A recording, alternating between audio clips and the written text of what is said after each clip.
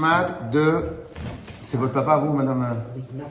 Leilou Nishmat de Machlouf ben Machlouf. Baruch atah Adonai Eloheinu melech haolam, borei minim. Leilou Nishmat de Machlouf ben Machlouf. Baruch atah Adonai Eloheinu melech haolam, borei peri. Leilou Nishmat de Machlouf ben Machlouf. Baruch atah Adonai Eloheinu melech haolam, borei peri. Leilou Nishmat de Machlouf ben Machlouf. Baruch atah Adonai Eloheinu melech haolam, שהכל נהיה בדברו. Comment? Ça dépend, le retard est relatif ou non relatif. Est-ce qu'on est en retard par rapport au cours ou par rapport au petit-déj ou par rapport... Allez, c'est parti. Donc, on va clôturer le dernier passage de la semaine dernière et en même temps, on va faire en même temps la préface pour ce qu'on va étudier cette semaine. Et donc, en fin de compte, bien le Rabbi nous dit, donc, on se rappelle toujours notre objectif. Notre objectif, c'est quelle est la formule pour gagner, obtenir des victoires sans combattre. Normalement, si vous allez demander aux Américains, ils vont dire « Ah non, on dépense assez d'argent dans l'armement des soldats pour... il faut au moins qu'on en profite un peu. » Donc en fin de compte, gagner une guerre sans combat, ils vont te dire que c'est pas possible. Il y en a d'autres qui vont te dire c'est possible, il y en a qui vont pas dire, je sais pas exactement. En tout cas, le Rabbi insiste énormément sur la capacité d'obtenir des victoires sans mener de guerre. Alors, comme une dame l'avait fait remarquer parmi les premiers cours, les premières parties du cours, en fin de compte, quelque part, c'est ce que le Rabbi a obtenu comme victoire. Si vous regardez bien ce que le Rabbi a fait pendant toutes ces années où il était Rabbi, jusqu'à maintenant, en fin de compte, il a obtenu des victoires, il a obtenu des bêtes rabat partout, il a obtenu combien de balles tchouva, il a obtenu combien de gens qui vont mettre les tefilines. Aujourd'hui, vous allez dans la rue, vous demandez aux gens de mettre les tefilines. Maintenant, c'est devenu dans les mœurs. Je ne sais pas à quel âge vous avez vous, mais avant, les gens ne mettaient pas les tefilines. C'était pas rentré dans les mœurs de mettre les tefilines. Il n'y a que les pratiquants, les religieux qui mettaient les tefilines. Mais au final, à force de demander à chacun t'as mis les tefilines, et qu'à la fin, cette personne-là, au final, il va peut-être acheter des tefilines. Donc, en fin de compte, tout le monde, beaucoup de gens mettent les tefilines. Donc, en fin de compte, on a obtenu des victoires. Et ces victoires, elles sont passées par quelle guerre? Aucune guerre. Pourquoi? Parce que si vous connaissez un peu les bêtes rabad, en fin de compte, normalement, personne ne vous juge dans un bête rabad. Personne ne vous fait aucune remarque. Personne ne vous dit rien. Viens comme tu es. Même McDonald's nous a pris le slogan. Venez comme vous êtes. Venez comme vous êtes. Et venez comme vous êtes. Et au final, les gens, ils s'améliorent. Les gens, ils avancent. Les gens... On a fait le voyage chez Rabbi. De toute façon, même les dames ont fait le voyage. Les jeunes filles ont fait le voyage chez Rabbi. Juste d'être là-bas et d'avoir plaisir et de kiffer, d'être régulier, les gens ils sont repartis avec des shabbats, les gens ils sont repartis avec de l'étude, les gens ils sont repartis alors qu'on n'a fait aucune vente de rien du tout. On n'a pas parlé fête Shabbat, on n'a pas parlé fête les Mitzvot, on n'a rien dit, on n'a rien demandé, on n'a pas argumenté. Parce que même ça, fête Shabbat, faites les brachot avant de manger, ça aussi c'est de l'argumentation. Donc on n'a même pas argumenté. Les gens ont voulu faire de eux-mêmes. Ok? Donc j'obtiens le résultat sans passer par la case combat, sans passer par la case argumentation, confrontation.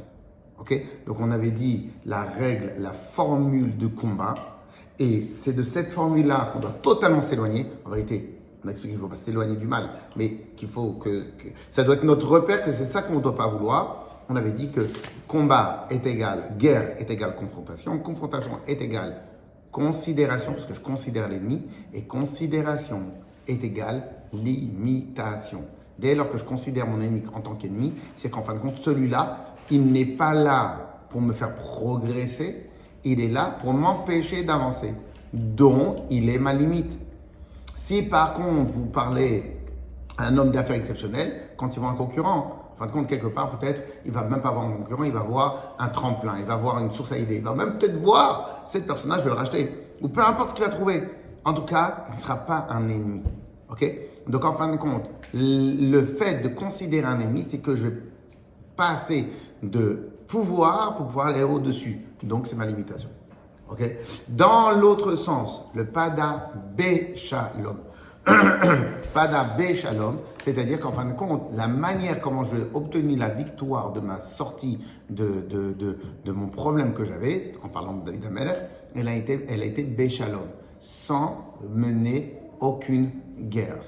Et de là, sur ça, le Rabbi a fait un mamar extraordinaire et nous a expliqué qu'en vérité, chacun de nous doit s'efforcer d'arriver à pouvoir obtenir des victoires sans passer par la case guerre. Comment tu obtiens des victoires sans passer par la case guerre? On a donné la formule. Lumière, lumière, lumière. Travailler sur notre kifutaratson, sur notre volonté. Peut-être à la fin du mamar, je vais vous les faire apprendre par cœur, les 3-4 lignes. Et travailler sur renforcer le muscle de la volonté. Renforcer dans notre objectif. L'objectif et le plaisir que je vais avoir d'obtenir l'objectif. Et donc, en fin de compte, il faut que ma pensée, ma parole, mon action, il faut que tout soit rempli que de lumière. Ça, c'était la grande première partie. On a étudié beaucoup de choses, voilà. Bien, le Rabbi, il explique maintenant dans les détails aussi. Et il dit, en vérité, il faut... Donc, ça, c'était la préface de ce qu'on avait étudié. Et on avait expliqué qu'en fin de compte, le Rabbi va nous dire qu'en vérité, il faut... Jusqu'à quel point on doit s'éloigner. On doit s'éloigner de ce mal-là. Donc, en fin de compte, de cette formule-là, guerre est égale confrontation, confrontation est égale considération, limitation, à quel point? Eh bien, en fin de compte, il faut la dégager totalement de notre horizon. Pourquoi? On a expliqué en long et en large la semaine dernière qu'il y a deux grandes dynamiques. Sourmera, va à cet homme. Sourmera, c'est éloigne-toi du mal, va à cet homme et fais le bien. Et on avait expliqué qu'en fin de compte, dans les résultats, les deux sont quasiment le même résultat. Quand tu t'éloignes du mal, ben tu fais du bien.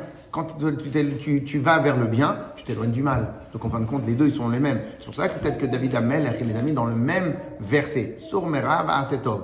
Okay? Mais dans la Chassidut, on nous apprend que c'est deux dynamiques différentes. Pourquoi je dis le mot dynamique différente? Parce qu'en vérité, quand tu vas être sourmera, ton repère va être le rat, le mal. Éloigne-toi du mal. Et en fin de compte, la nature humaine, le cerveau humain, tout ce qui fait de nous des êtres humains, eh ben on marche par repère. Donc je vous avais dit l'exemple de l'enfant qui faisait du vélo et qu'à chaque fois il se prenait les poteaux. Et pourquoi il se prenait les poteaux? Pourquoi? Parce qu'elle voulait éviter les poteaux. Et bien en fin de compte, notre cerveau, on ne le sait pas. Mais ce qu'il considère comme repère, il est attiré par ses repères. Que tu veuilles ou que tu veuilles pas. Une autre star, il avait fait une formation de Formule 1 et en fin de compte, dans la formation de Formule 1 ou de conduite rapide, et ben en fin de compte, il y avait des dérapages et tout ça. Et à chaque fois, il allait se prendre le mur. Et en fin de compte, le moniteur lui expliquait. C'est quoi? Parce qu'en fin de compte, tu veux éviter le mur.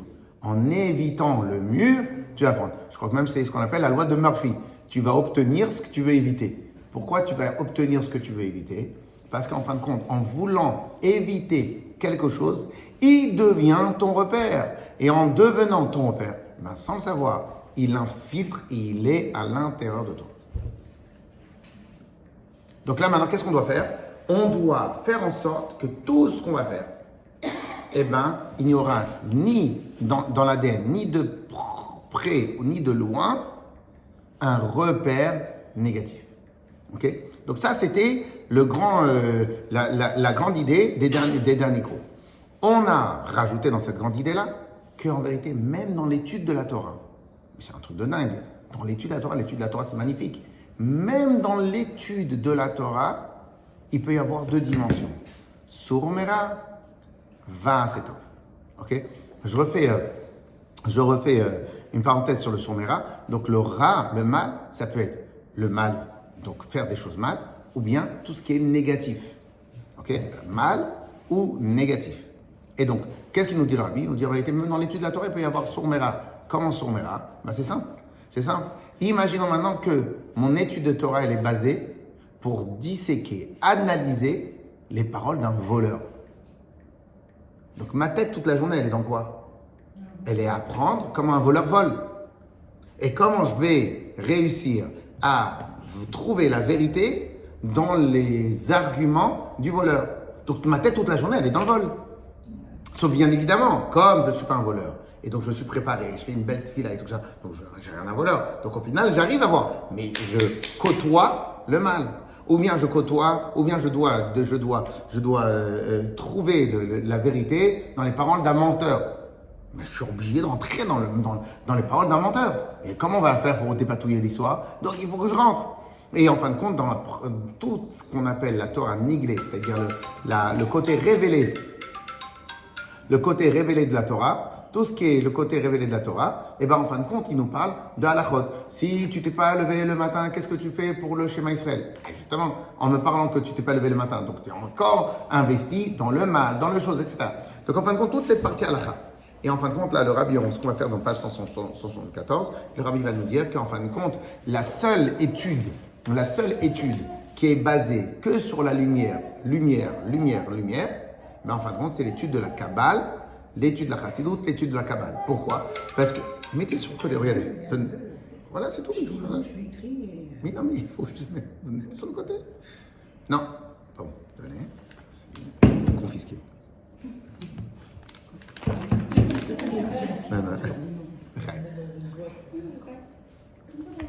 Et donc, qu'est-ce qui se passe? Et en fin de compte, la seule étude qui est, entre guillemets, qui parle de lumière, qui est que lumière, c'est l'étude de la Kabbale. L'étude de la Kabbale et l'étude de la Chassidut. C'est ce qu'on vous a remarqué qu'on est en train d'étudier. Pourquoi? Parce qu'en fin de compte, elle n'émane pas de dépatouiller, de dissiper le voile, dissiper le mensonge et la négativité. Ça, c'est le travail de la Gemara. Là, elle est autre chose. Elle est dans connaître Hachem. Donc, connaître Hachem, connaître la Torah, connaître la profondeur des secrets de la Torah. Donc, en fin de compte, on est complètement axé sur la lumière qu'il y a dans la Torah. Ok? Donc, cela voudrait dire qu'en fin de compte, chacun de nous, il a une obligation de passer du temps à apprendre cette partie-là de la Torah pour que sa Torah à lui, elle ne soit pas une Torah qui émane malheureusement du négatif. Mais malheureusement, c'est ça le travail de la Torah, d'aller chercher le Hémet dans chaque chose. Mais il y a du Hémet que tu cherches qui provient de la négativité. Donc là, tu dois aller chercher le Hémet. Ou bien le Hémet que tu vas chercher en t'imprégnant d'Akadosh Baruch Hu et du Hémet. Et ça, c'est ce qui est la okay? Donc en fin de compte, mais qu'est-ce qu'on doit apprendre de tout cela? On doit apprendre déjà que même dans notre étude, eh ben, en fin de compte, il va y avoir le travail que du A à Z, de Aleph à Tav, on doit faire attention que notre esprit soit concentré que sur le Tov. Ok? Alors,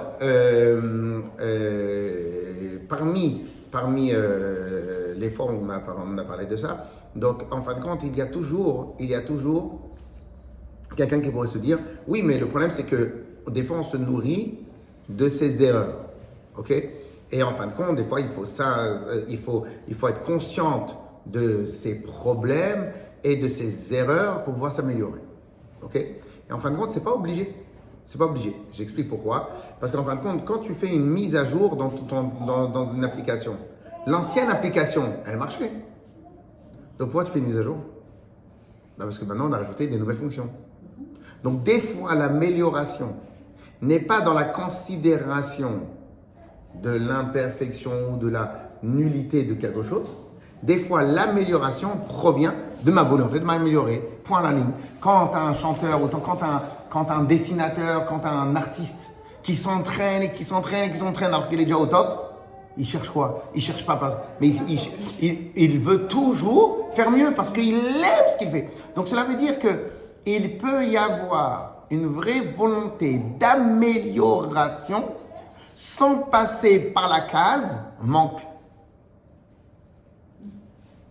J'ai ce que je veux, mais j'aime tellement ce que je fais, c'est que je veux à chaque fois trouver des nouvelles techniques.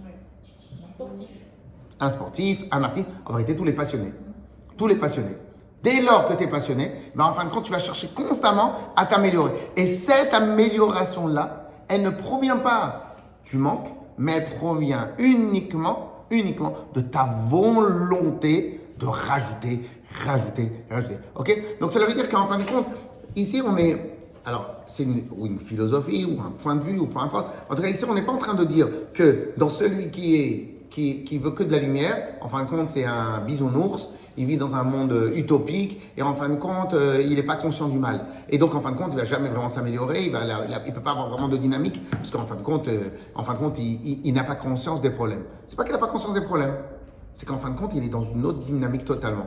Il n'aime que le bien, il veut que du bien, il veut que l'amélioration. Il cherche tellement il aime ce qu'il fait qu'en fin de compte, il va chercher complètement à s'arranger constamment. Ok? Donc cela veut dire que autant que dans celui qui va s'éloigner du mal, autant que celui qui va vouloir aller vers le bien, dans les deux cas, ils vont pouvoir s'améliorer. Sauf que ici, vous avez un ADN, le socle de celui qui est sourd-méra. L'ADN, il est lié avec la négativité.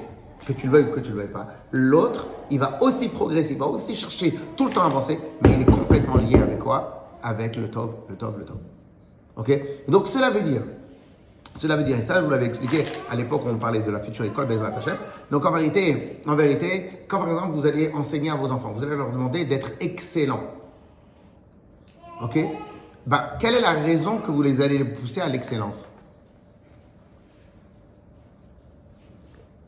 Quelle est la phrase type des mamans et des papas? Si tu veux avoir un bon salaire, il faut que tu travailles bien à l'école. Alors, le grand classique, je ne sais même pas, en 1552, je crois qu'ils ont sorti ce classique-là, tu roules, tu marches dans la rue, tu vois quelqu'un qui est dehors dans la rue, si tu ne veux pas terminer comme celui-là, il faut que tu travailles bien à l'école. Ok, mais peu importe. On aime ce genre de stimulation vraiment très pédagogique et magnifique et qui renforce notre état d'esprit. Mais en fin de compte, qu'est-ce que tu es en train de dire? Donc c'est vrai que tu es en train de vouloir le promouvoir, vouloir le dynamiser, vouloir le faire avancer. Mais c'est quoi le socle? Quelle est l'image que tu donnes dans la tête? Celui qui est dehors dans la rue, celui qui a un mauvais métier ou celui qui a un métier qui sent mauvais ou n'importe quoi. Si tu ne veux pas terminer comme ça, il faut que tu fasses tes études. Ok, donc toute sa vie, quand tu vas faire des études, c'est pourquoi? C'est pour s'éloigner de ce personne-là. Ou bien tu peux lui dire ça, ou bien tu peux aussi très bien lui dire, mon tzaddik, tu es là, Hachem il t'a mis sur cette terre-là pour faire du bien autour de toi, pour améliorer, pour amener de la lumière. Mais comment tu peux amener de la lumière si en fin de compte, tu n'as pas les outils pour amener la lumière? Donc ton objectif à toi, c'est de diffuser. Et pour cela, il faut être excellent. Parce que la Kadosh Baruch Hu t'a donné des forces, il faut que tu les exploites à prendre la caisse. Il n'y a aucune négativité dans ce que je dis. Tu es un prince, tu es très bon, tu as de la force, et ton job à toi, c'est de diffuser. Et pour cela, il faut que tu aies les outils pour diffuser. Donc travaille bien, comme ça tu peux encore plus diffuser autour de toi. Que du top, on est totalement dans l'autre partie de la photo. On n'est que dans le top, que dans le bien, que dans la promotion, que dans l'agrandissement de la personne, etc. Okay? Donc en fin de compte, le résultat, il peut être presque identique. Un, il est baigné, ou son code ADN, c'est s'éloigner de la négativité. Et dans l'autre, son code ADN, c'est le top. Alors au début, peut-être qu'on ne va pas voir la différence. Mais normalement, vous allez voir la différence dans l'épanouissement de quelqu'un. Quand il est que dans le tov, donc en fin de compte, il aime tout le monde, il a confiance en tout le monde, il est copain avec tout le monde, il diffuse à tout le monde et il est là, il est très bien. Pourquoi? Parce qu'il n'a rien dans son code ADN qui lui réclame de s'éloigner. Ok? Je ne sais pas si c'est un peu lié, mais je vais vous rajouter un petit point intéressant. Il y a dans un des livres de Moussa, pas de la Chassidoute, de Moussa, il parle de deux jeunes gens. C'est parmi les choses qu'on est censé étudier un peu avant le mariage. Et donc, il parle de deux jeunes gens que leur chemin pour aller chez eux à la maison, ils devaient passer par un chemin, par une rue où il n'y avait pas des dames de bonne compagnie. Ok? Ou deux autres choses qui ne sont pas censées être l'endroit où on passe. Ok? Tous les autres élèves, ils passaient de l'autre côté, ils passaient tranquilles, etc. Bon, maintenant, on aurait dû voir un effet négatif sur eux. Et au contraire, on les voit à la yeshiva, ils sont très bien, ils sont très forts, ils sont investis, ils ont beaucoup d'Yirat Shamayim. Et les gens, ils ne comprenaient pas. Ils faisaient, mais vous passez par un endroit qui est censé vous influencer. Ok? Et ils répondent, nos parents nous ont conçus de manière très cachère, avec que des pensées positives. Et toutes les choses négatives nous glissent, nous atteignent pas. nous glissent, nous atteignent pas. Ouais.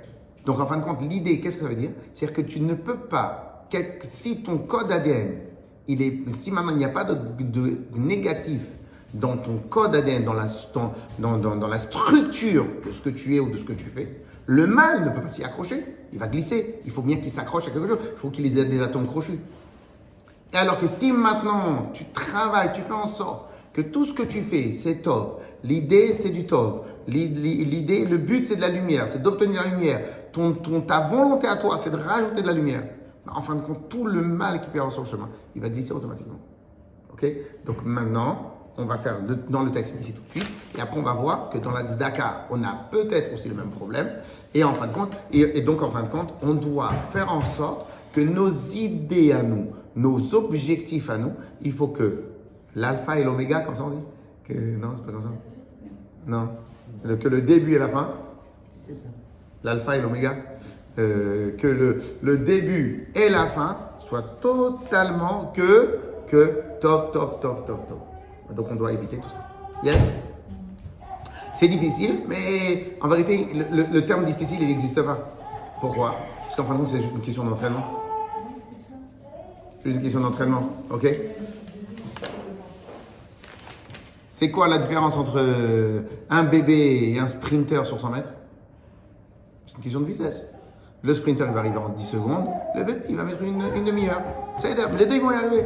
Donc, en fin de compte, le bébé, au contraire, ça va partir de son entraînement. Donc, en fin de compte, il n'y a pas vraiment de complications.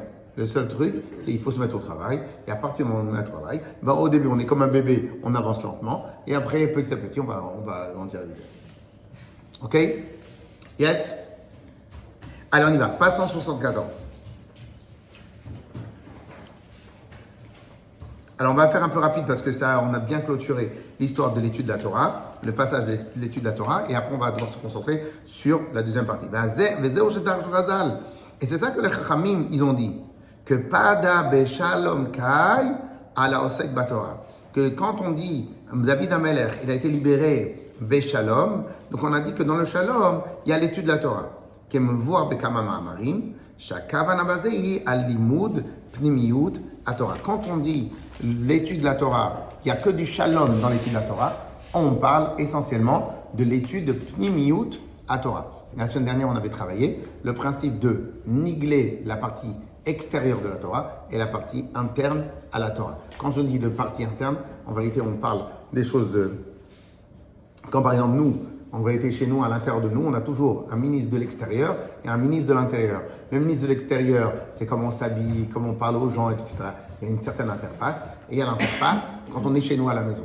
Okay? Donc, quand elle est beaucoup plus intime, elle est beaucoup plus profonde et elle est beaucoup plus nous-mêmes. Okay? Et donc, en fin de compte, de la même manière, la Torah, il y a la partie de la Torah, le comment on fait les choses, technique.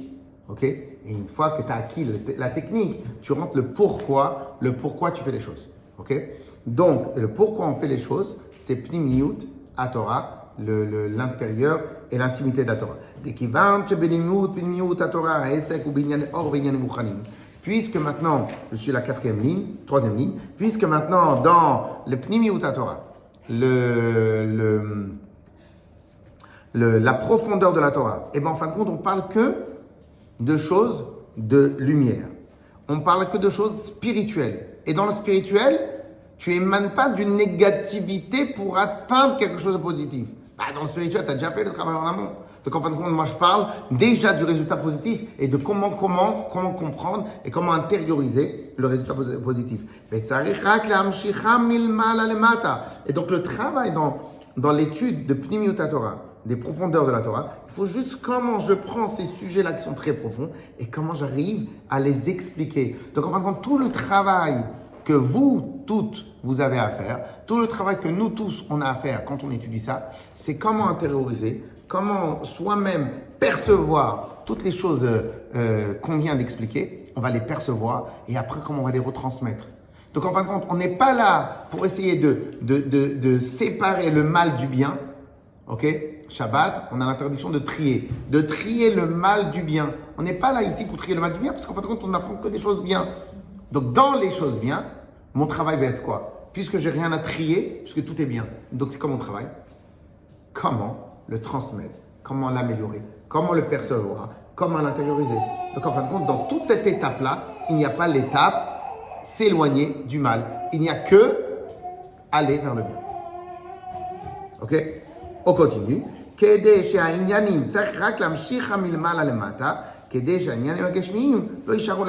C'est juste comment, dans ma vie de tous les jours, ça fait quelques semaines qu'on parle de rajouter du bien. Donc on a donné l'exemple. Le matin, vous mettez de la musique. C'est quoi le matin, vous mettez de la musique?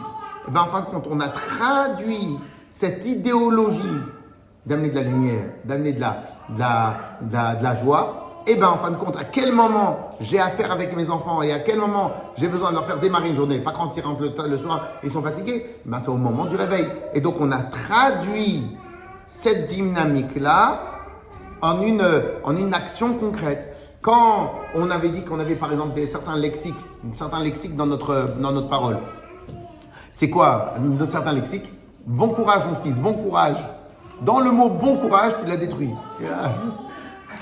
C'est pourquoi tu me dis bon courage. C'est comme les enfants, ils nous disent t'inquiète, maman, t'inquiète. Oh là là, dès qu'il me dit t'inquiète, je lui dis où tu vas? Où tu vas? Qu'est-ce que tu vas faire? Pourquoi tu m'as dit t'inquiète? Fallait rien dire. Ok? Donc juste le mot t'inquiète, c'est lui qui m'inquiète. Tu me dis pas t'inquiète. Si tout va bien, pourquoi tu me dis t'inquiète? Donc en fin de compte, dans bon courage, il y a. Je vais au front là. Je vais au front. Donc, en fin de compte, cette idéologie-là, notre travail à nous pendant ce cours-là, c'est comment je prends cette idéologie-là et je la transforme en concret. Ok? Ça, c'est notre job. Ça, c'est notre job. Ok? T'inquiète, c'est que. Hein?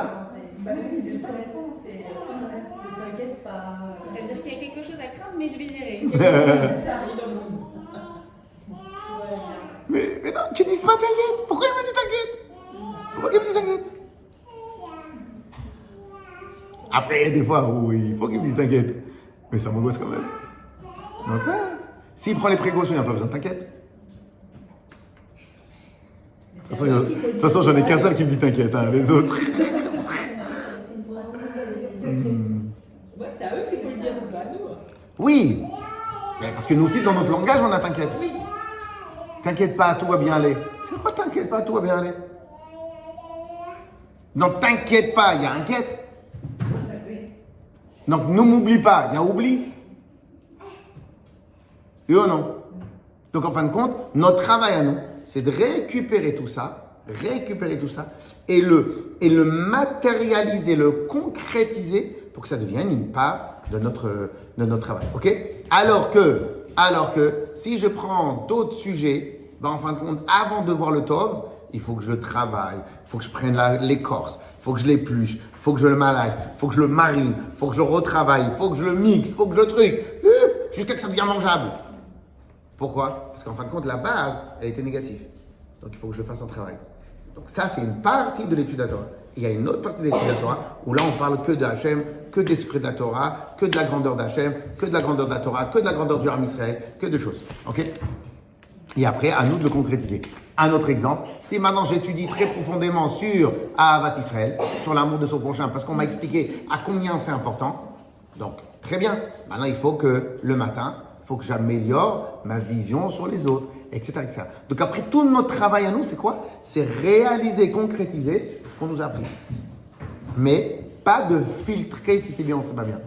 C'est comment réaliser et concrétiser. Ok? Alors, afin que toutes les choses matérielles, une fois que j'ai mis le spirituel à l'intérieur, ils vont s'élever. Et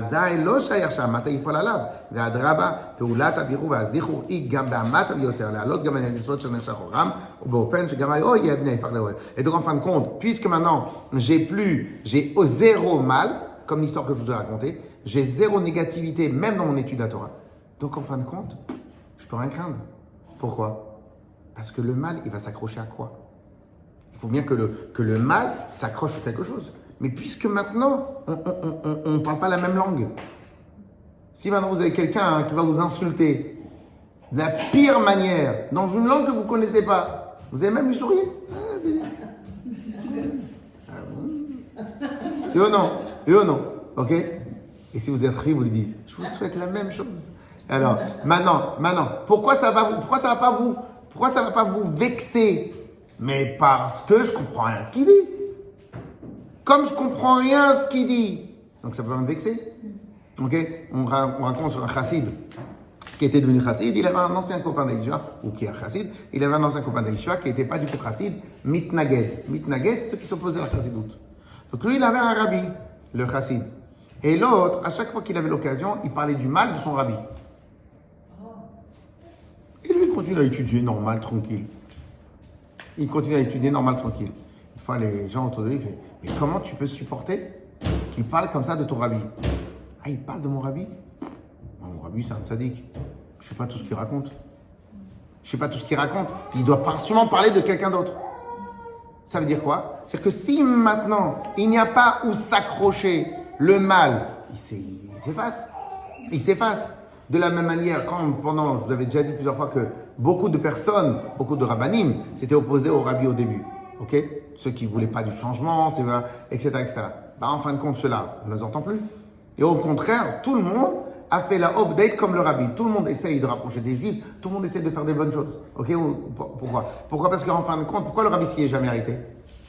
Ce que je fais, c'est bien. Je ne vais pas m'arrêter pour discuter de ce qu'il pourrait y avoir de mal dans quelque chose de bien. Il y a du bien, donc je n'ai pas besoin de discuter.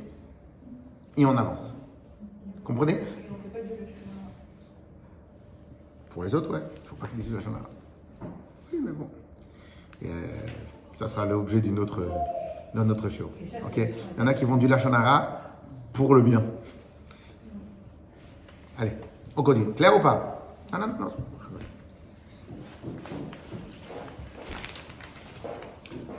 Mais ce qui est intéressant, c'est qu'une fois que j'ai filtré mon ADN, pour que mon ADN n'ait ni le début, ni le milieu, ni la fin de négativité, la négativité me glisse.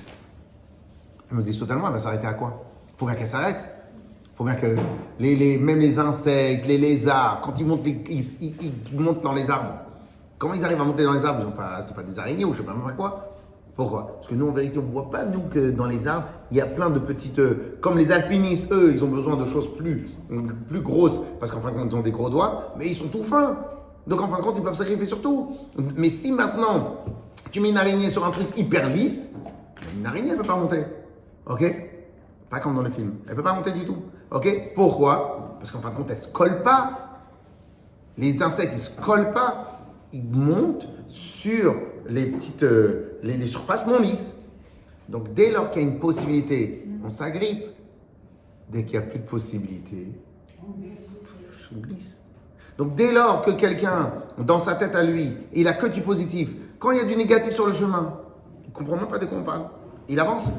Ok? Pourquoi? Parce que du début jusqu'à la fin, c'est rempli de positif. Donc, c'est à nous de faire ce travail-là pour améliorer constamment nos objectifs, trouver la bonne raison de notre objectif, trouver la bonne, pas seulement la bonne formule, mais aussi la bonne raison qui me pousse à aller vers cet objectif et qui soit pour diffuser de la lumière, pour amener du bien sur le monde.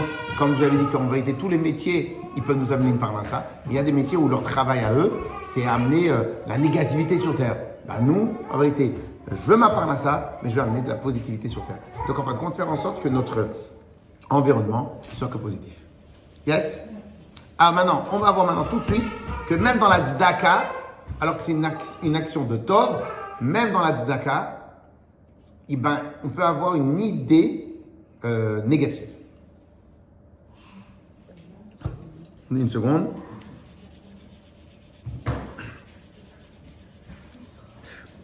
Alors, je vous fais à l'oral.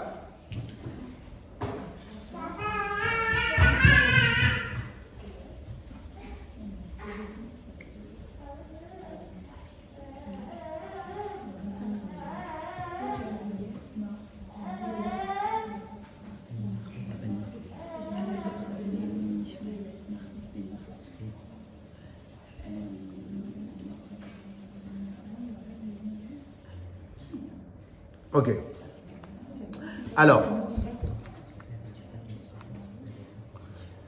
Alors, on va voir que même dans la tzedaka, la raison de notre tzedaka, elle peut être une raison de négativité.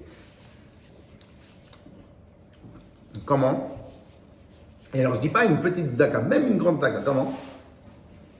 Alors, d'abord, on commence par le mishkin, il a pas. Quand l'alpha de ton don, c'est mishkin, il a pas. Donc, le but de ton don, c'est de remplir un manque. Un manque, c'est positif ou négatif? Un manque, c'est un négatif. C'est un trou, c'est négatif. Ok? Lorsque maintenant tu dis, le pauvre il n'est pas heureux, tu vas l'aider. Négatif. Oui, mais ce que moi je fais, c'est donner. Donc ça amener de la lumière. Mais le don que tu es en train de faire, d'amener de la lumière, il provient d'une réaction de la négativité. Tu as vu du négatif en lui, ça t'a donné envie de donner du positif. Ok, mais ce que j'ai fait, c'est bien, très bien. Alors on avait dit, parmi tout ce qu'on a expliqué, on avait dit que des fois on a le même résultat, mais le même résultat en grossier. Mais quand tu prends à la loupe, tu vois que ce n'est pas le même résultat. Pourquoi? Lorsque maintenant tu as de la peine pour l'autre qui lui manque, et que c'est pour cela que tu vas lui donner, tu vas lui donner avec combien de niveaux de sourire? Avec combien de niveaux de sourire tu vas lui donner?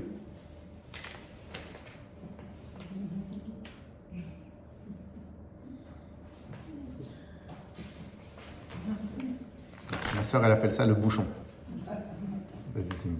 Alors, quand maintenant tu vas donner à quelqu'un parce que tu es conscient à combien il lui manque. De quelle manière tu donnes?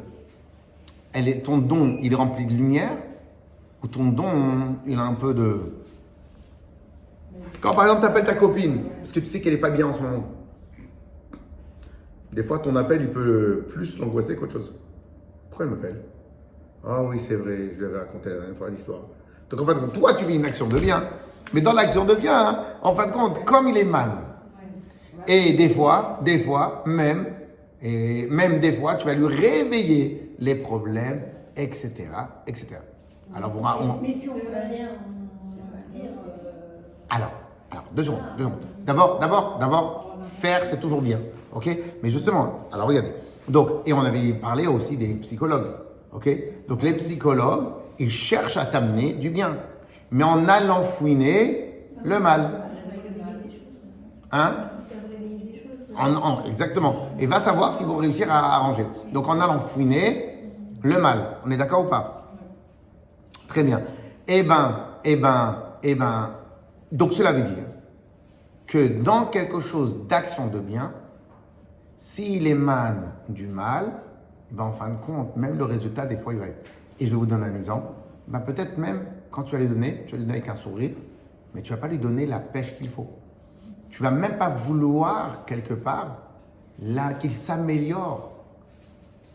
Tu vas juste vouloir lui remplir son manque. Et c'est pour cela qu'il y a une halakha. Une halakha. Et en fin de compte, cette halakha-là, c'est la halakha, mais c'est tout. La halakha, il nous dit comme ça. C'est quoi le din de la tzedaka? Combien on doit donner la tzedaka à un pauvre? Jusqu'à quand ça s'appelle une tzedaka?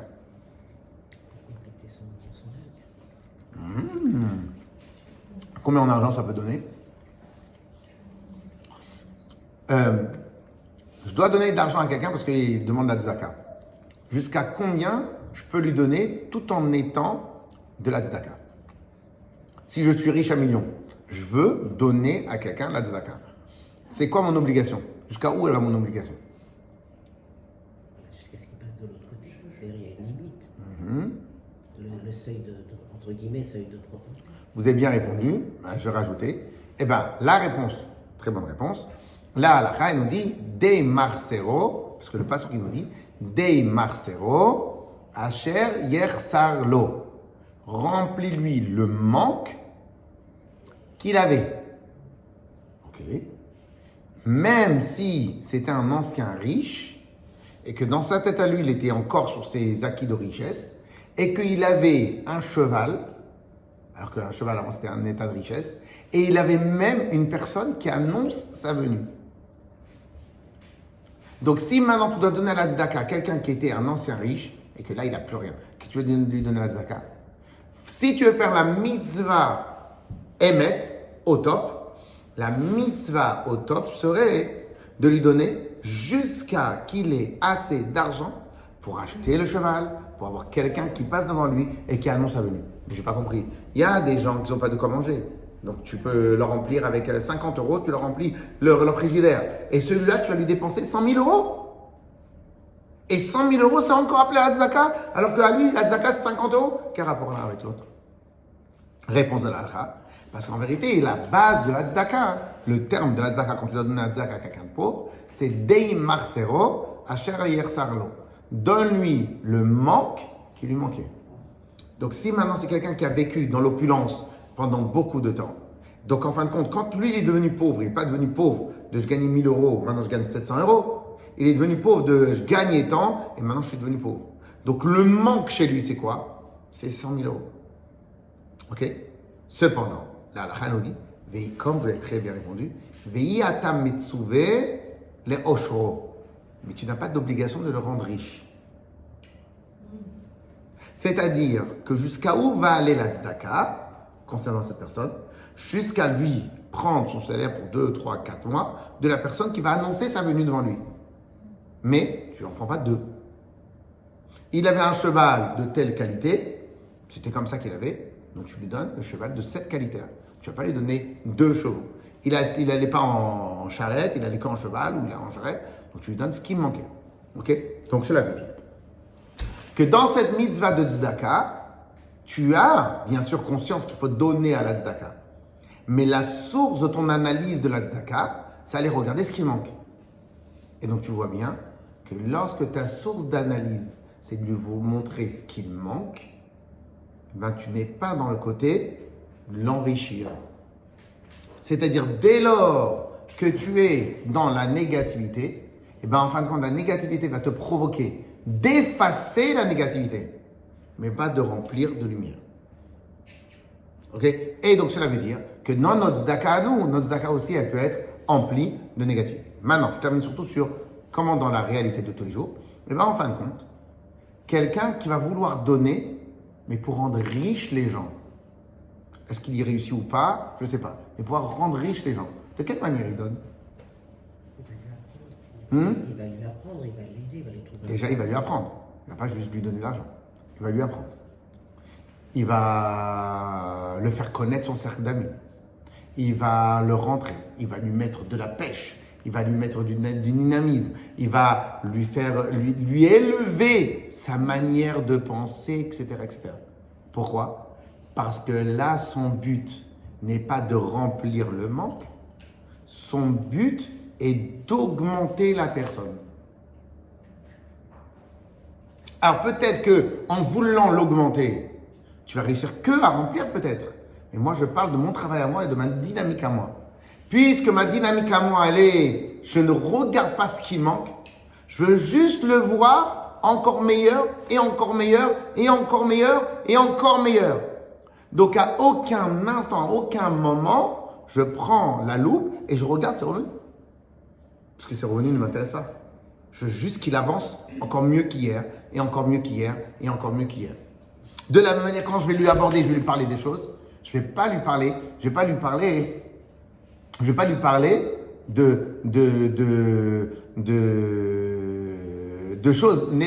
parler de choses négatives, je vais pas lui parler par rapport à son niveau, je vais lui parler par rapport à un niveau supérieur. Directement, je vais aller dans un autre sens. Pourquoi? Parce qu'en vérité, même à l'intérieur de ma pensée à moi, je ne regarde pas ce que je dois lui remplir comme manque précédent. Je réfléchis comment je peux l'enrichir. Et dans la tzedaka pure, il n'y a pas de mitzvah d'enrichir l'autre. Il a la mitzvah de lui remplir son manque. Donc en fait, dans le même mouvement, maintenant, peut-être que tu vas réussir, peut-être que tu ne vas pas réussir. Peut-être que ta volonté de l'enrichir va juste réussir à l'amener vers son ancien poste, son ancien train de vie. Ok, peut-être. Mais entre-temps, j'ai fait quoi? Entre-temps, je lui ai donné du dynamisme, je lui ai donné de la volonté, je lui ai donné du plaisir, je lui ai donné des trucs, etc. Ça, c'est un. Et deux, il est même possible qu'après, puisque maintenant, ça a à lire, c'est un certain processus. Pour l'instant, il a juste réussi à remplir son manque, mais peut-être qu'à partir de demain, petit à petit, il va encore plus progresser, plus progresser, plus progresser. Ok? Donc, en fin de compte, cela veut dire que dans n'importe quel domaine que nous exerçons, il peut y avoir que la volonté que j'ai de faire du bien émane de mon scrutage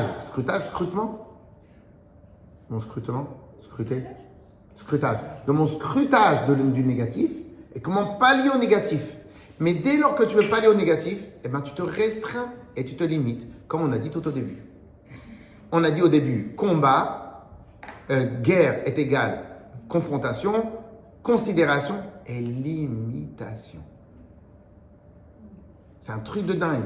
C'est qu'à chaque fois que ta vision, elle se concentre sur le manque et comment remplir le manque, comment régler le problème, eh bien en fin de compte, tu ne peux pas survoler, tu ne peux pas passer au-dessus. Parce qu'en fin de compte, tu es toujours relié avec un boulet, avec une encre qui te pousse vers le bas. C'est une question de repère. Même dans la tzedaka, tu peux retrouver cette philosophie qui va séparer le côté remplir le manque que le côté. Et donc, le chesed, c'est pas que la tzedaka. Le chesed, c'est la bonté et aller vers les autres. Donc, ton ami, elle a un problème. Eh ben, tu dois comprendre que dans ta tête à toi, ton but à toi, tu dois te mettre directement un but qui va au-delà de l'instant T. Parce que l'instant T, si tu te concentres sur l'instant T, tu vas te concentrer sur son manque. Donc, ta réflexion, elle va être à court terme. Donc, concentrée sur le manque. Comment tu peux amener à quelqu'un de la lumière si l'alpha et l'oméga, il est la concentration sur son manque? Donc, au moment où ton ami elle a une galère, eh ben déjà, toi, tu dois réfléchir comment tu veux la voir dans 3 mois, dans 4 mois, dans 5 mois. Et donc, automatiquement, les paroles que tu vas faire maintenant, c'est les paroles qui vont être percutantes sur une plus longue durée. Et ainsi de suite, et ainsi de suite. Vous avez vu jusqu'à où ça va, la volonté du Rabbi, de t'infiltrer le top dans absolument partout.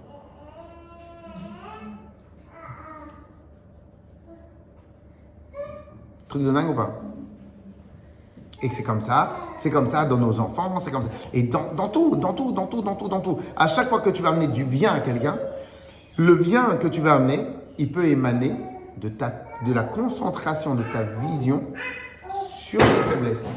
Et la concentration de ta vision sur ses faiblesses, eh ben, va automatiquement, même le bien que tu vas parler, est un bien dans lequel on va sous-entendre le mal. Bon courage, t'inquiète, toutes les choses qui sont liées avec ça. Pas de bêtises. Hein? Pas de bêtises. Ne fais pas de bêtises, dis pas de bêtises et tout ça. Ok? Des questions?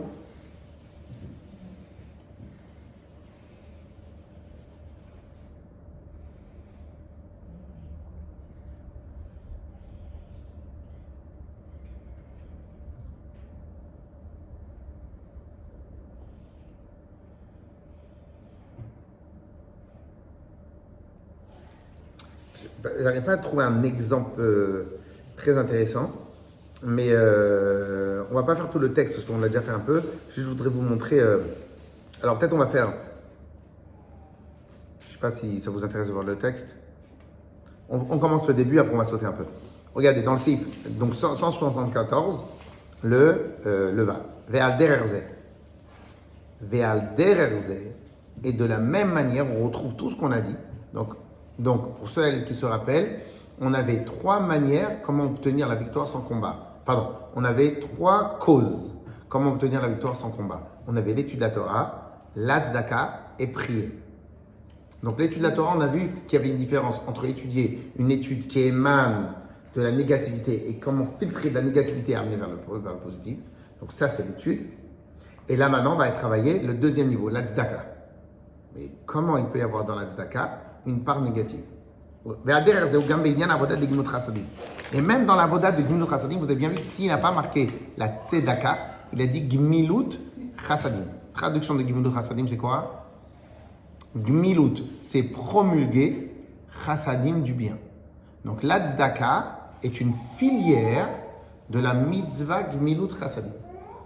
Donc en réalité, on a une mitzvah qui s'appelle tzedaka, très bien, mais la filière, c'est-à-dire la holding de la mitzvah de tzedaka, c'est Gmilut Chassadim.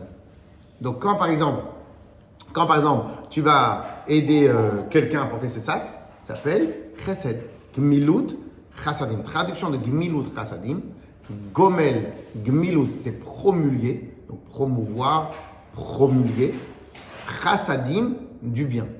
Donc en réalité, la mitzvah de Ahavat Israël, aimer son prochain, la mitzvah de Gmilut Chassadim, promulguer du bien, et à l'intérieur, il y a des filières. Parmi les filières de Gmilut Chassadim, il va y avoir donner la tzedaka. Parmi les filières, il va y avoir lorsque tu vas quitter Chamos Sonacha, Rovet Sachar Nasao, si tu vois un ami qui a une voiture qui est en train de s'esquinter parce que tu viens, tu lui donnes l'essence ou n'importe quoi. C'est pas spécialement de la tzedaka, ça peut être prêter de l'argent. Donc la tzedaka, c'est une filière. Mais en fin de compte, cette holding-là, là aussi, tu dois avoir une idée comment visualiser cette holding-là, c'est-à-dire la mitzvah de Gmilut Chassadim de manière générale. Alors, regardez bien. Eh bien, Deini Amrou Razal. Si maintenant, donc Gmilut Chassadim, c'est-à-dire promulguer du bien. Les Chachamim ont dit Tzedaka la'aniyim. En vérité, quand on dit le mot tzedaka, la tzedaka, c'est que pour les pauvres. La tzedaka, c'est exclusif pour les pauvres. Par contre, Gmilut Chassadim, la mitzvah de faire, de promulguer du bien, c'est une mitzvah qui est pour les pauvres et qui est pour les riches. Pousser quelqu'un qui a une Mercedes dernier cri, mais je ne sais pas pourquoi il a laissé les lumières et plus de batterie, et bien quand tu vas pousser la voiture pour qu'elle démarre, ça s'appelle Gmilut Chassadim. Ah, il a une Mercedes, ah, il n'est pas pauvre, peu importe, c'est du chesed, c'est la promulgation et le développement et la transmission et le partage du bien. Le partage du bien. Ok? Alors, il y a des biens. Alors, ils ont dit comme ça, les Chachamim. Tzedaka, quand on dit le mot tzedaka, c'est les anim, c'est pour les pauvres. Gmilut Chassadim, quand on dit le mot chassadim, Gmilut Chassadim, promulguer du bien, c'est ben la anim, ben la hacherim. C'est pour les pauvres et aussi pour les riches. Prêter de l'argent, c'est partie de Gmilut Chassadim. Enseigner, c'est Gmilut Chassadim. Donner un conseil le fils de son voisin pour voir comment il peut mieux améliorer Gmilut Chassadim. Tout ce qui est Gmilut Chassadim, c'est le terme de promulgation du bien sur terre. Promulgation du bien sur terre, c'est ben la aniyim, ben la hacherim. Que ce soit pour les pauvres, que ce soit les riches. Par contre, la tzedaka, c'est pour les pauvres. Ve'aïn, cela veut dire, she'inyan tzedaka lo urak lemalot et achisaron. Ah, donc, en gros, si tu me dis que tzedaka, c'est que pour les pauvres, et Gmilut Chassadim, c'est pour les riches et pour les pauvres, ben, en fin de compte, tu vois très bien la différence. C'est quand même la tzedaka, elle est là, non pas pour promulguer le mieux, c'est pour remplir le moins, remplir le manque. Ok? Alors regardez. Troisième ligne. Tout le principe de la tzedaka, c'est quoi? C'est de remplir le manque. Comme il y a marqué dans le pasuk, que la mitzvah de la tzedaka, c'est quoi? C'est de remplir asher yichsarlo, ce qui va lui manquer.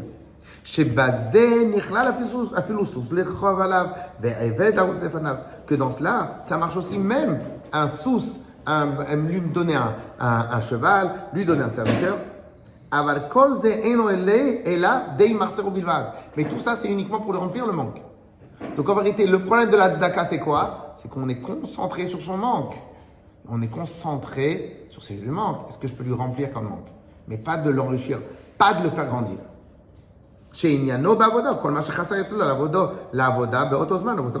Et si maintenant nous on fait tzedaka avec nous-mêmes, ça voudrait dire quoi tzedaka avec nous-mêmes? On concentre notre hypothèse sur nos défauts, par exemple. Concentrer notre service de Dieu, notre amélioration, en se concentrant totalement sur nos défauts, c'est une manière de tzedaka.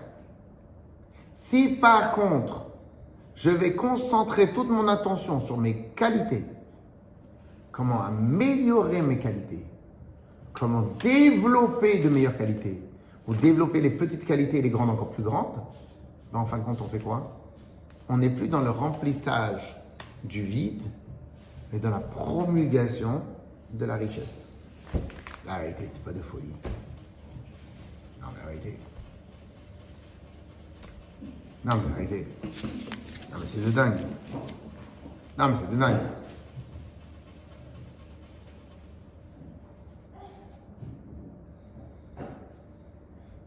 Non, parce qu'en fin de compte, on découvre que le rabbi dit vraiment dans les termes. Son travail à lui, c'est de promulguer le bien et la richesse. Matériel, spirituel, on en a rien à fiche. Mon job à moi, le rabbi est en train de vous dire, notre job à nous les chassidim, le job du rabbi, le job des chassidim du rabbi, c'est promulguer la richesse, le bien et le mieux.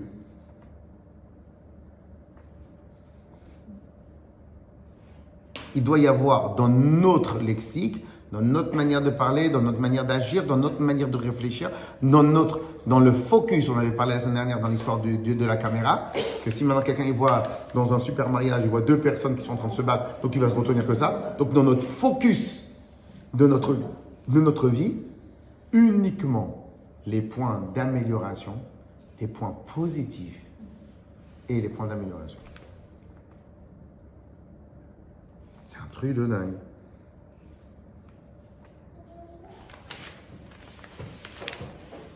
Il est magnifique ce mamar. On continue, c'était la pause séquence émotion. Alors, c'est dingue, c'est dingue. Tout notre travail n'est que pour amener du bien, du mieux, de la richesse, de l'amélioration. Et le rabbi dit, même dans notre avodat Hashem, il faut faire attention de ne pas regarder nos défauts et comment les enlever ou les remplir, mais comment prendre nos qualités et les développer. Quand tu fais nos défauts, donc tu es dans le négatif, remplir, tu es dans le manque, donc tzedaka, alors que le même effort, tu peux le mettre, tu peux concentrer tes efforts dans l'amélioration, l'agrandissement, le développement, la richesse de ce que Dieu t'a donné comme don et comment tu peux exploiter mieux ces dons-là. Et pendant qu'on fait du bien, Et on transmet que le bien, et on fait que du bien, et on parle que de bien, et on est entouré de lumière. Et comme on a dit que la lumière, chaque élément, il attire les autres éléments qui lui ressemblent. Donc lorsque maintenant vous êtes rempli de lumière, et ben les gens qui vont être autour de vous, ben, ça n'est que des gens de lumière. Et tout le monde, ça va devenir une société où tout le monde promouvoit le bien et la lumière.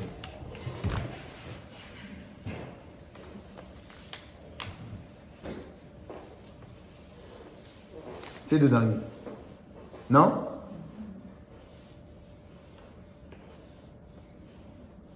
Donc ça marche pourquoi je vais au travail, ça marche pourquoi je veux des enfants, ça marche pourquoi j'éduque mes enfants, ça marche pourquoi je vais à la synagogue, pourquoi dans tout.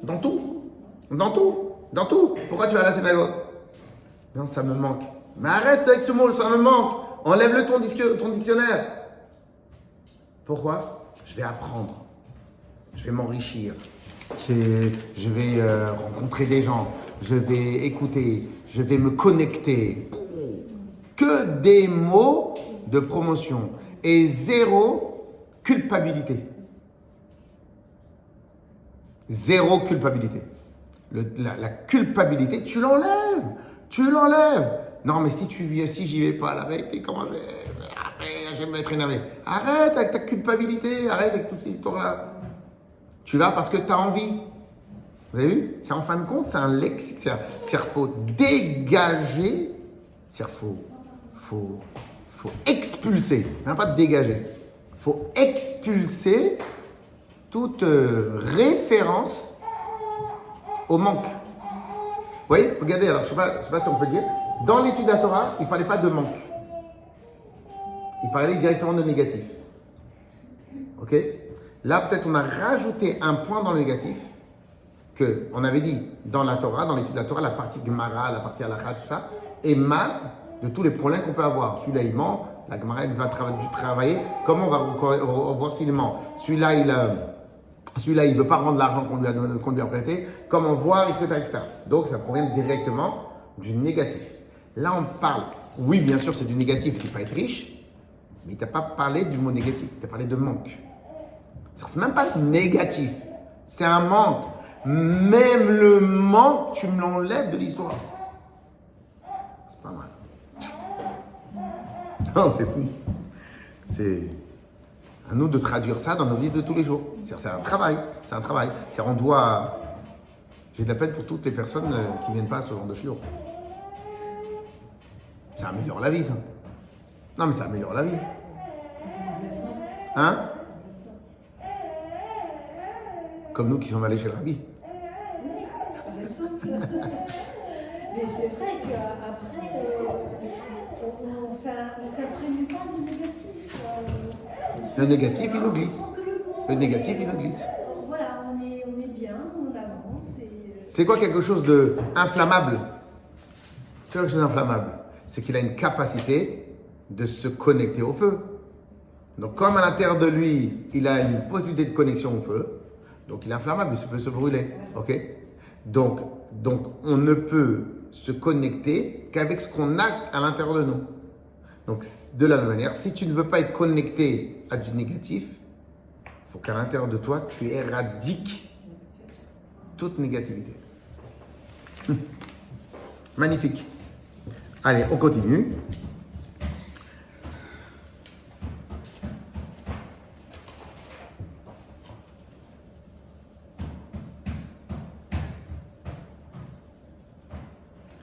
Bon, je vais vous le traduire un peu ce qu'on va lire tout de suite là, mais je ne sais pas si ça vous intéresserait que je vous l'explique tout de suite.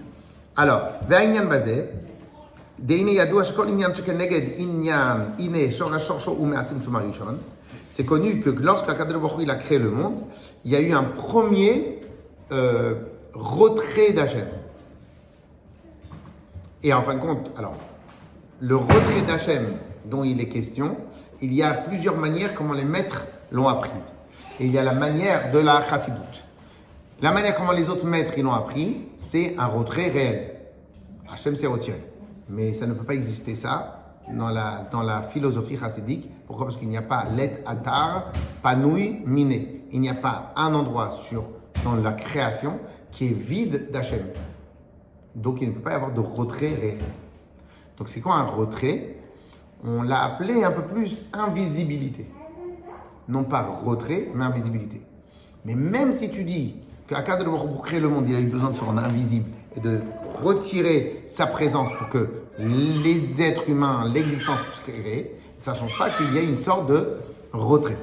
Et donc en fin de compte, tous les manques qui existent, comme ça il nous dit, tous les manques qui existent dans tout l'univers proviennent de la source manque que Hachem il a eu besoin de créer pour qu'on puisse nous exister. Donc émane de ce manque-là. Donc en fin de compte, lorsque maintenant tu vis dans le manque, et bien en fin de compte tu te connectes au manque que Hachem il a dû mettre en place pour pouvoir nous laisser. Alors que si maintenant tu te connectes si maintenant tu es dans le positif, tu te connectes à tout ce que Hachem il a créé et non pas tout ce que Hachem il a fait disparaître. En tout cas il s'est disparu. Vous devez y aller. Khazak, khazak, khazak. Bravo, kol hakavod.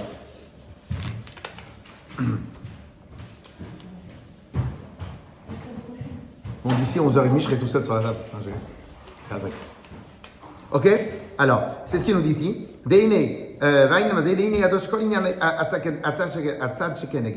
Donc, imagine maintenant que toi, tu dois te concentrer sur le manque de quelqu'un. Donc, c'est comme si, en fin de compte, tu ne vas pas être content de la création du monde. Tu vas te concentrer sur le fait qu'Hachem s'est retiré. Donc, tu vas te concentrer sur le fait qu'il y a eu un retrait. Non pas sur le fait qu'il y a eu un don, il y a eu une promulgation, il y a eu une création. Tu vas te concentrer sur ça.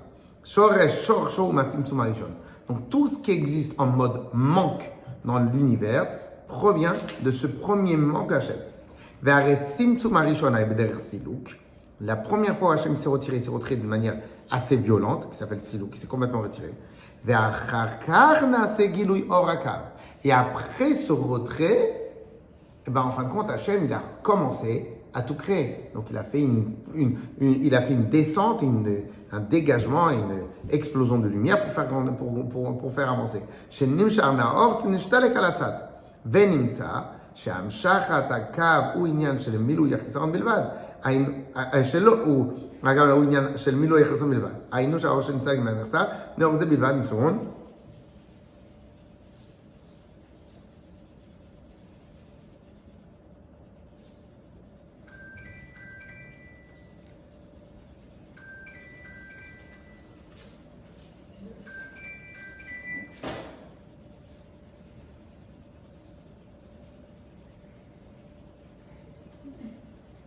Ah, bon.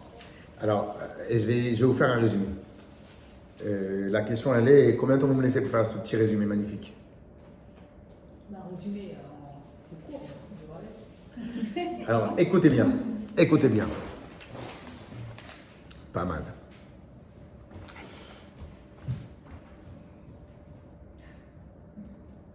Je veux construire une maison. Il va y avoir deux personnes qui vont réagir. Oh là là, le déménagement, oh là là, le chose, qu'est-ce qui va se passer? Et le crédit qu'on va faire, et le truc, et les papiers qu'on doit amener, et le chose, et le truc. Mais qu'est-ce qu'on va être bien?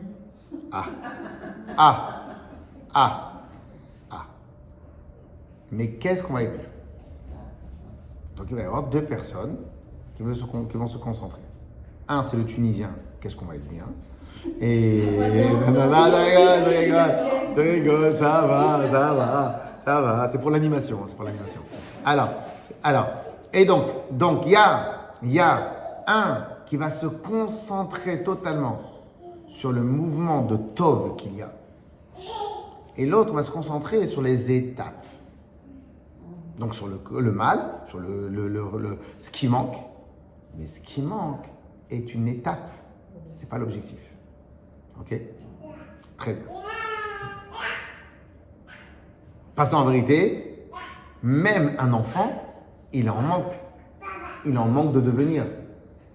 Mais une maman qui va se concentrer sur le fait qu'il soit petit, lui dire non, t'es encore petit, non, tu veux pas, non, etc., etc. Donc en fin de compte, on m'a dit que c'était très négatif de faire ça. Parce qu'en fin de compte, à quel moment il va se sentir grand? Par contre, une maman qui va regarder dans son enfant qu'il est grand, oui, mais là, il est petit. Mais c'est une étape. Moi, je le vois déjà tel qu'il va être. Ok? Donc, en fin de compte, il y a deux. À chaque fois, j'oublie son prénom. C'est là. Yael. Yael. Non. Psst, psst. Yael.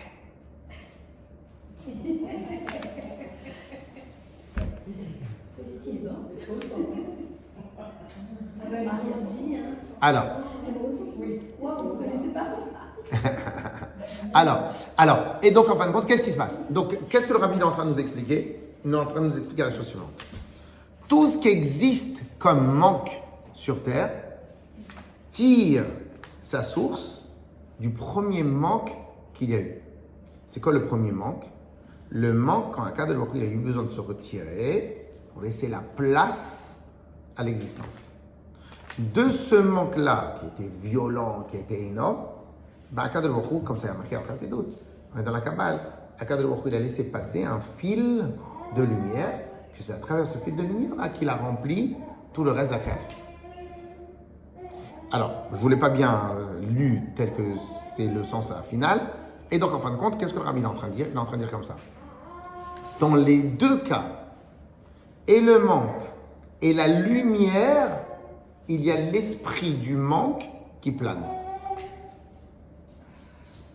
Parce que même la lumière qu'Akadosh Baruch Hu, il a dégagée pour pouvoir créer le monde, c'est une lumière qui émane du manque. J'ai eu besoin de me retirer et je te laisse un petit fil de lumière qui va sortir. Donc que ça soit, et c'est ça que le rabbi est en train d'expliquer, que ce soit en mode positif ou en mode négatif, dans les deux cas, même la lumière, c'est le remplissage du manque. Très bien. Maintenant, je vous le traduis en mode de nos jours. Et donc maintenant, tu peux faire autre chose. Tu peux ne pas te connecter au manque ou au remplissage du manque, mais tu te connectes à la volonté première d'Hachem qui est « Je veux la création d'un univers ». Cette volonté première d'Hachem était une volonté profonde, peut-être remplie d'amour, peut-être remplie de ce que vous voulez, remplie de volonté intense et profonde. Et donc, qu'est-ce que Rabbi nous dit comme ça? Écoutez bien, très fort. Tout ce qui va être tzedaka, donc tzedaka, donc remplissage de manque, provient de cet espace-là. Tout ce qui va être volonté d'enrichir provient du niveau qui est au-delà de ce niveau-là de manque. C'est-à-dire que d'après ce que le rabbi dit, tu t'attaches plus à l'être profond d'Hachem quand tu cherches à ramener de la lumière et à enrichir que lorsque tu cherches à remplir un manque. Tu t'identifies plus à la réalité de ce qu'est Hachem lorsque tu cherches à promouvoir, à faire grandir, à enrichir, à agrandir, à amener de la lumière, plutôt que lorsque tu cherches à remplir un manque. Car remplir un manque provient des étapes de la création, alors que la volonté, alors que la lumière et la volonté de création provient du but premier d'Hachem. Et on sait très bien que les étapes, c'est les étapes vers le but. Donc en fin de compte, le but, une personne va imaginer la maison qu'elle veut, une personne va imaginer la maison qu'elle veut, va imaginer son rêve, vous allez bien ? Va imaginer son rêve va être d'une grande intensité. Une fois qu'elle va rêver, elle va s'arrêter et elle va dire, bon, comment on s'y prend ? Donc elle va dire, déjà, il faut trouver un gars des travaux, un promoteur. À lui, on va lui raconter ce qu'on veut et déjà, c'est à lui qui va gérer les étapes. C'est-à-dire qu'en fin de compte, l'objectif et la volonté, c'est quelque chose qui est personnel au maître d'œuvre, au maître d'ouvrage. Les étapes, c'est quelque chose qui est pas exclusif, qui est concentré à l'exécuteur. Donc on est déjà dans les étapes. Donc le maître d'œuvre se retire au moment de l'exécution. Donc cela veut dire que lorsque maintenant on réfléchit en mode manque, on s'attache aux étapes qu'Hachem il a mis en place pour la création du monde. Lorsqu'on se concentre sur la promulgation du bien, l'enrichissement des autres, l'enrichissement intellectuel, spirituel, moral, matériel, ce que vous voulez, quand on se concentre sur la lumière et mettre plus de bien sur terre, on se connecte avec Akadosh Baruch Hu plus intensément et plus profondément, parce que c'est lui qui a eu cette volonté première de création. Les étapes de la création sont les étapes qu'il a, entre guillemets, parce que tout c'est Hachem, mais qu'il a relégué à un deuxième. Mais où Hachem se retrouve le plus, c'est dans le Gmilut Chasadim que dans la Tzedaka. Dans la Gmilut Chasadim que dans la Tzedaka. C'est-à-dire être en mouvement de donation et d'aider constamment, d'aider, promouvoir, rajouter, plutôt que dans uniquement remplir le manque de quelqu'un. Pourquoi? Parce qu'à l'origine, Hachem, qu'est-ce qu'il a cherché à faire? L'origine d'Hachem, c'est créer, avancer, fabriquer un monde magnifique. Donc ça, c'est l'origine de sa volonté. Après, il a eu besoin de faire les étapes.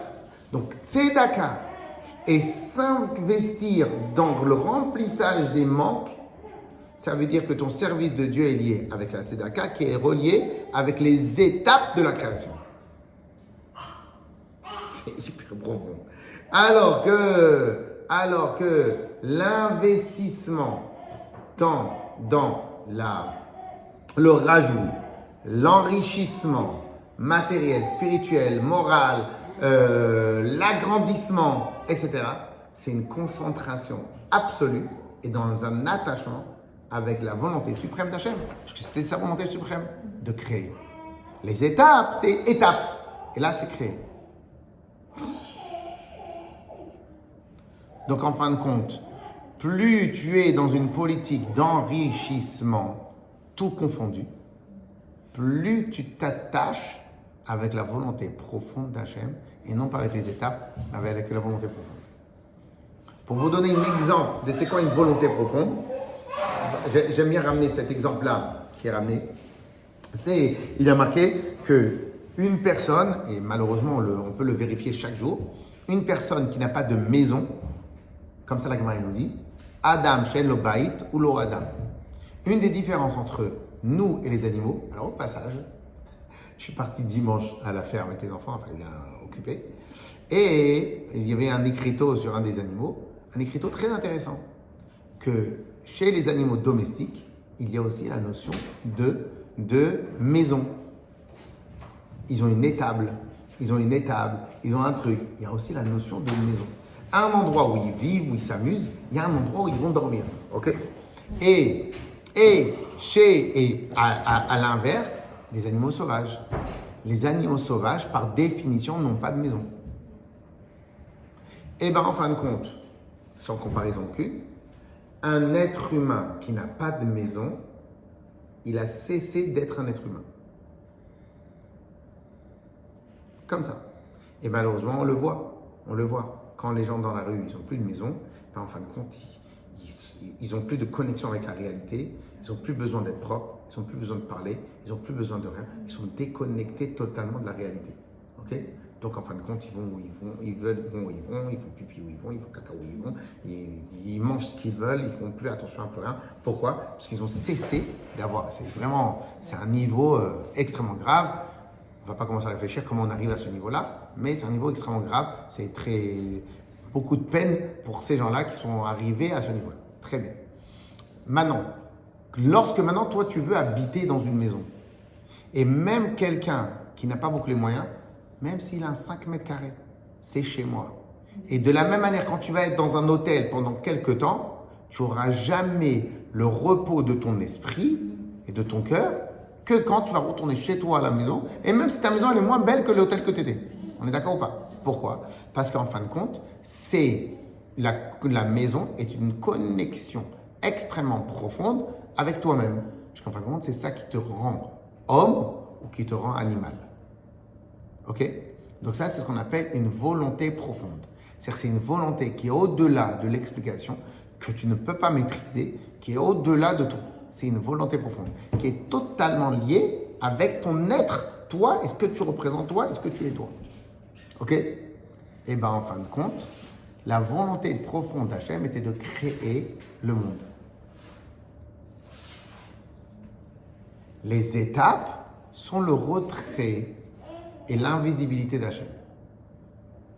Lorsque maintenant ton service de Dieu est concentré sur l'enrichissement, l'agrandissement, la promulgation, faire du bien, la volonté de faire, tu te connectes à la volonté profonde d'Hachem.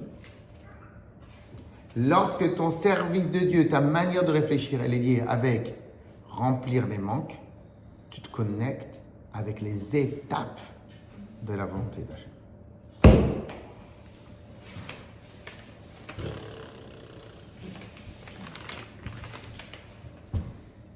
Je voulais bien maintenant. C'est très.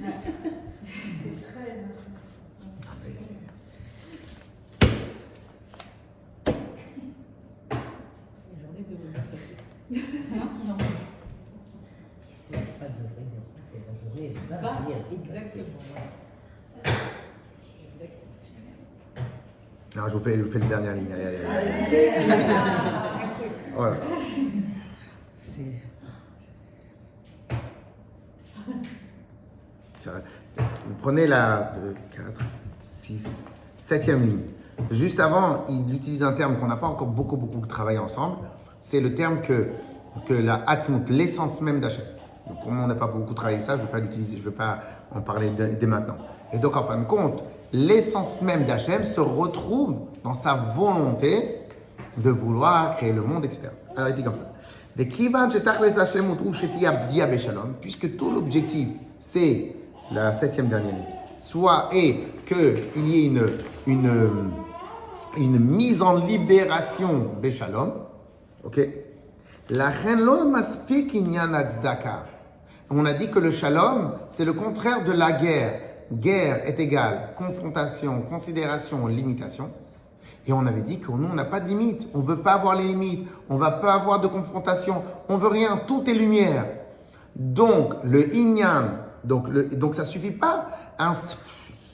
Il est en train de chauffer les chassidim pour leur dire « Je veux que vous ameniez que de la lumière sur terre. » C'est un truc de dingue. Donc, il dit, c'est la première année où le rabbi est rabbi. C'est-à-dire, dès le début, il a mis la barre. Vous imaginez pas c'est quoi ça, cette barre haute, en 1952. Vous imaginez pas c'est quoi ça veut dire, c'est quoi cette parole en 1952. Quand le monde n'est pas prêt à de la lumière.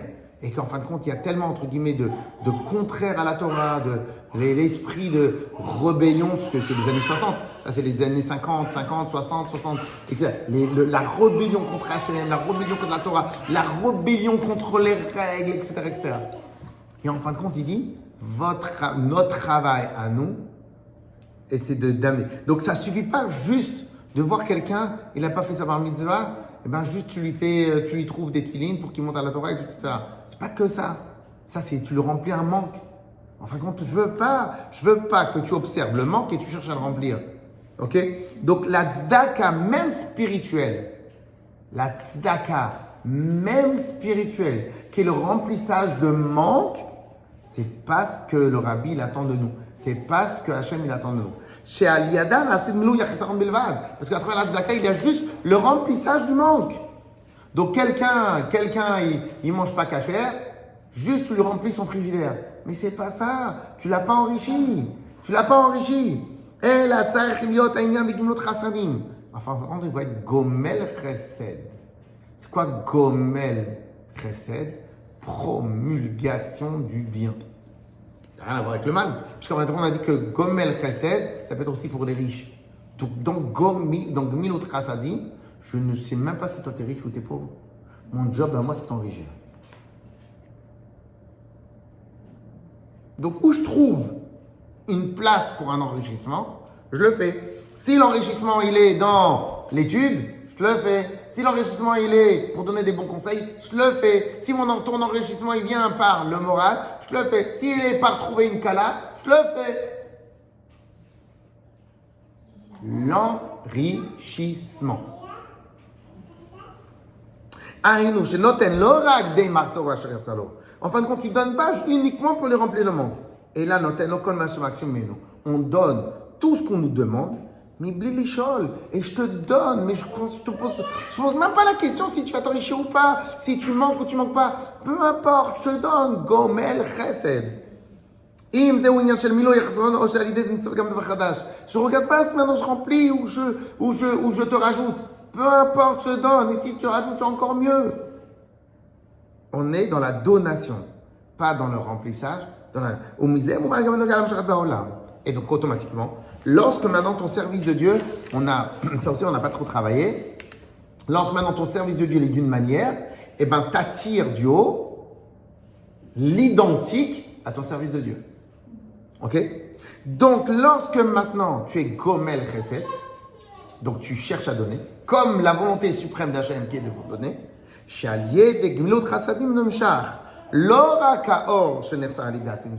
Donc quand toi tu donnes, tu es en train d'attirer une présence divine qui provient non pas seulement des étapes du niveau, étape d'Hachem où il y avait le manque, et la gamme Amshachat Atzmut, mais tu attires de la lumière d'un niveau plus grand chez Hachem, de l'essence même d'Hachem, puisque la volonté profonde d'Hachem, c'était qu'il y ait la promulgation, la création,